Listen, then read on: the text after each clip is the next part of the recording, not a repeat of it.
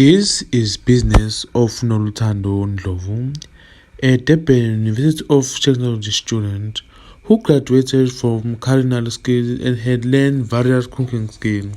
She opened a chicken business where he sells roasted chicken known as chicken dust. She also sells rolls with Russian, with mayonnaise and other different sauces. KwaNoluthando Wors-Roll is a determined kid who recently got a promotion from his customers at SJ Smith Hostel. They usually come and buy her food.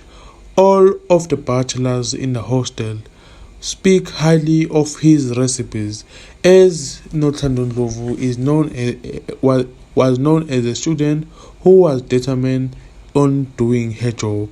She is a young businesswoman who sells unique food at the hostel, where most of the people come to buy her food.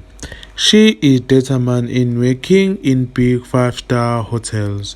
On the other hand, she is providing children from the high school with assisting them on filling central application office forms for the tertiary entrance. In higher institutions, she is determined to work with bigger cooperatives and top chefs to broaden her knowledge. Her enormous dream is to own a successful catering decorating company and to work on a top 5-star restaurant that are known in the country. She is also good on utilizing her